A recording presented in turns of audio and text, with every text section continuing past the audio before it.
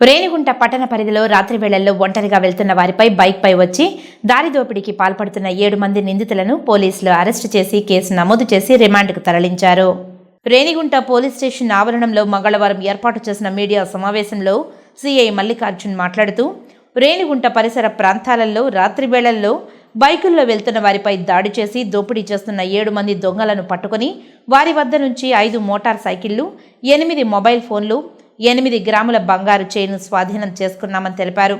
నిందితులు గంజాయి మత్తులో ఒంటరిగా వెళుతున్న వారిని అడ్డుకొని దాడి చేసి వారి నుంచి ద్విచక్ర వాహనాలు, సెల్ ఫోన్లు, బంగారు నగలు దోచుకునేవారని, బాధితుల సమాచారం మేరకు నిందితులను తిరుపతిలోని మారుతి నగర్కు చెందిన జశ్వంత్, సతీష్, దిలీప్, ప్రసన్న కుమార్, చరణ్, రియాజులుగా గుర్తించి అలాగనే వాళ్ళు ఉంటున్న రైల్వే స్టేషన్ వద్ద అదుపులోకి తీసుకున్నామని తెలిపారు. గతంలో నిందితులపై తిరుపతి, చంద్రగిరి, తిరుచానూరు, తమిళనాడులోని పలు పోలీస్ స్టేషన్లలో కేసు నమోదు అయినట్లు గుర్తించామని, వీరిపై కేసు నమోదు చేసి రిమాండ్కు తరలిస్తున్నట్టు సిఐ మల్లికార్జున్ మీడియాకు వివరాలను తెలియజేశారు.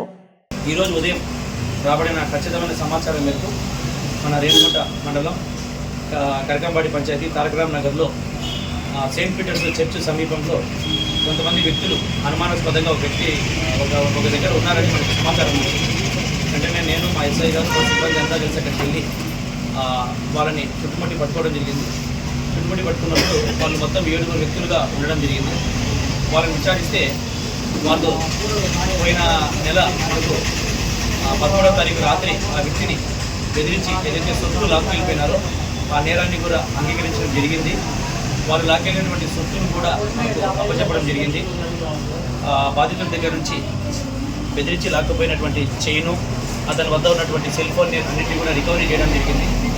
తర్వాత వాళ్ళని విచారిస్తే మాకు తెలిసింది ఏంటంటే, వాళ్ళు గత కొంతకాలంగా అంటే చాలా రోజులుగా వీళ్ళు తిరుపతి టౌన్లో ఉంటూ వీళ్ళంతా కలిసి ఒక ఫ్రెండ్స్ సాయంత్రం పూట కలుస్తూ మద్యం సేవించి ఏదైనా సినిమాలకు వెళ్ళి సినిమాల నుంచి అయిపోయిన తర్వాత రాత్రిపూట ఎవరైనా తిరుగుతూ ఉంటే సింగిల్గా కానీ లేకపోతే ఎవరైనా డబుల్గా తిరుగుతూ ఉంటే ఏదైనా అవుట్స్కట్స్లో ఐసోలేటెడ్ ప్లేసెస్లో ఏదైనా తిరుగుతూ ఉంటే వాళ్ళని బెదిరించి వాళ్ళ వద్ద ఫోను, డబ్బులు ఇవన్నీ లాక్కొని పోతూ ఉన్నారు.